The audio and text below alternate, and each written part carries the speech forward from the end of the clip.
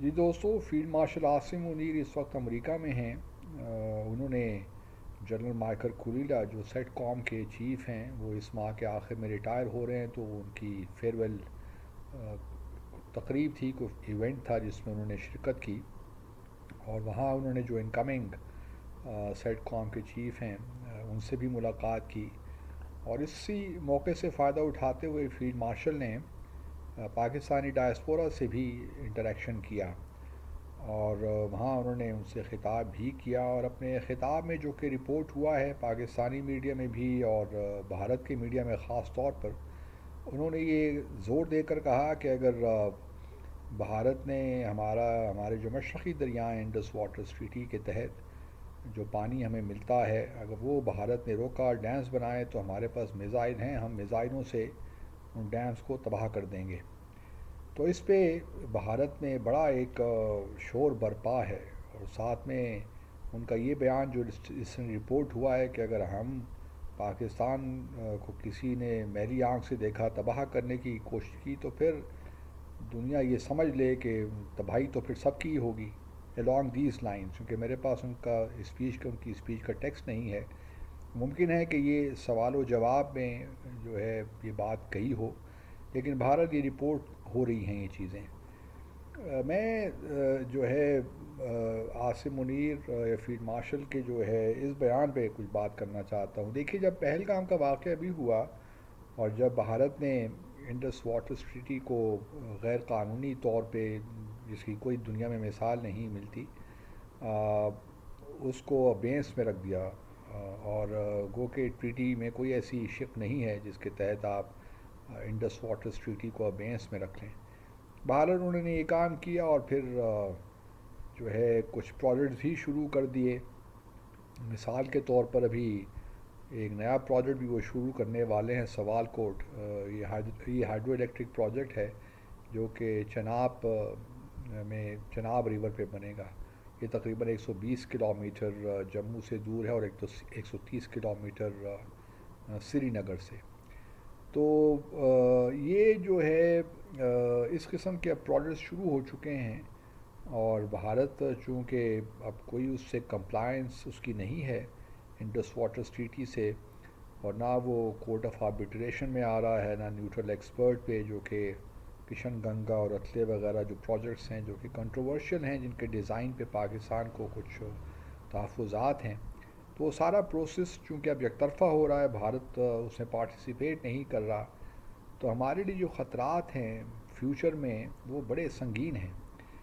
بلکہ پہلگام کے واقعے کے بعد ہمیں یقین تو تھا کہ بھارت کچھ نہ کچھ شرارت کرے گا اور پاکستان کو کہیں نہ کہیں نشانہ بنائے گا، جو کہ پھر اس نے 7 مئی کو کیا۔ اس کے بعد میرا بھی بلکہ میں نے پبلکلی بھی یہ کہا تھا کہ جی اگر پش کمز ٹو شو، اور تو ہمیں جو بھارت اللیگل غیر قانونی ڈیمز بنا رہا ہے جو انڈس واٹر ٹریٹی کے خلاف ہیں، تو پاکستان کے پاس اور کوئی آپشن نہیں رہے گا اس کے علاوہ کہ وہ ان ڈیمز کو نشانہ بنائے۔ تو مجھے اس بات پہ تو بہت خوشی ہے کہ فیلڈ مارشل عاصم منیر نے برملا طور پہ اب یہ کہہ دیا ہے، اور اب یہ ہماری پالیسی کا حصہ ہے کہ اگر بھارت نے ہمارا پانی روکا، چلیے ڈیم تو وہ بناتا رہے، لیکن سوال یہ ہے کہ اگر ہماری پانی میں کوئی کمی آتی ہے، جو کہ 133 ملین ایکڑ فیٹ ہمیں ہر سال ملتا ہے انڈس، چناب اور جہلم کے دریاؤں میں، تو اگر اس میں کوئی کمی آتی ہے تو آبویسلی ہمارے پاس تو اور کوئی آپشن نہیں ہوگا، کیونکہ یہ تو ہماری ایگزسٹنس کا معاملہ ہے۔ تو یہ کس طرح ممکن ہے کہ پاکستان اس بات کو بالکل جو ہے بھارت کو کھلی چھٹی دے دے؟ اور اس طرح فیلڈ مارشل نے کہا، جو اس طرح رپورٹ ہوا کہ یہ جو دریائیں ہیں، جو یہ بھارت کی کوئی پراپرٹی تو نہیں ہے، اپر رائپیرین ہے، ہم لوور رائپیرین ہے، ہمارا بھی اتنا ہی حق ہے جتنا بھارت کا ہے ان دریاؤں کو استعمال کرنے کا۔ اور ہم نے انڈس واٹر ٹریٹی میں بڑی ایک منصفانہ قسم کی تقسیم ہوئی، جہاں مشرقی دریا پاکستان کو دیے گئے، اس میں کچھ حصہ بھارت کو استعمال کرنے کے لیے بھی دیا گیا، 20% کے قریب۔ وہاں اس کو اس کی بھی اجازت دی گئی کہ وہ ہائیڈرو الیکٹرک پاور پروجیکٹس بھی لگائے، اور ایگریکلچر کے لیے بھی استعمال کرے، لیکن بھارت پاکستان کو جو پانی ملنا چاہیے وہ ملتا رہے۔ اور پھر دوسری بھی اس میں بہت سی چیزوں ہیں، ہائیڈرولک انفارمیشن ہے جو ہے، ہائیڈرولوجی سے متعلق وہ انفارمیشن ہمیں ریگولرلی ملنی چاہیے، فلڈ سے متعلق انفارمیشن جو کہ بھارت نے اس وقت روک دی ہے۔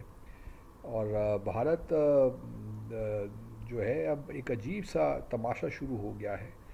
بھارت دیکھے پہلے یہ کہتا رہا کہ جی یہ ٹریٹی کو ہم ری نیگوشیٹ کرتے ہیں۔ چلیے بات کسی حد تک سمجھ میں آتی ہے کہ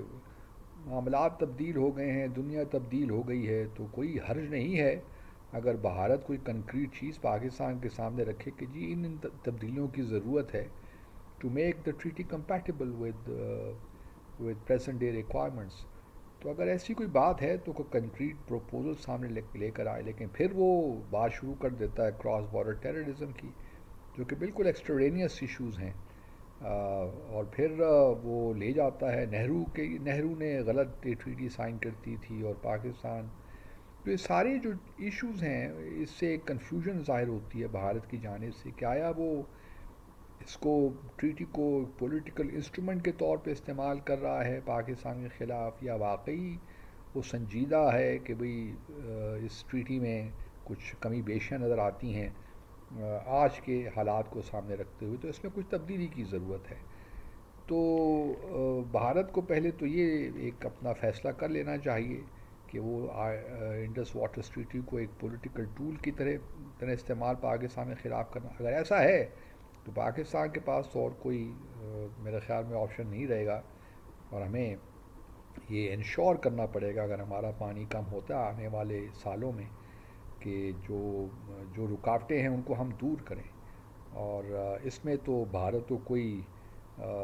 شک نہیں ہونا چاہیے کہ پاکستان کسی حد تک بھی جائے گا اپنے جو اس کے پانی ہے اس کو پروٹیکٹ کرنے کے لیے، کیونکہ ہمارا ایگریکلچر پورا سروائیول ہمارا اس پہ ڈپینڈ کرتا ہے۔ تو کس طرح یہ ممکن ہے کہ پاکستان بالکل اس کو جانے دے؟ باقی جہاں تک نیوکلیئر تھریٹ کی بات ہے، وہ بھی اگر ہماری اسٹریٹجی میں کوئی تبدیلی آئے گی اگلے مارکے میں، اگر ہم مشرق سے شروع کر کے مغرب کی طرف آئیں گے تو یہ دیٹ میک سینس۔ بھارت کو یہ زوم نہیں رہنا چاہیے کہ بس پاکستان حملہ نہیں کر سکتا ان کی سدرن اسٹیٹس پہ یا کچھ نارتھ ایسٹرن اسٹیٹس پہ یا اور کہیں بھی۔ پاکستان کے پاس الحمدللہ اب ایسی کیپیبلٹی ہے، سارے ہمارے جو میزائل ہمارے ہیں کہ ہم کہیں تک بھارت میں کہیں بھی پہنچ سکتے ہیں۔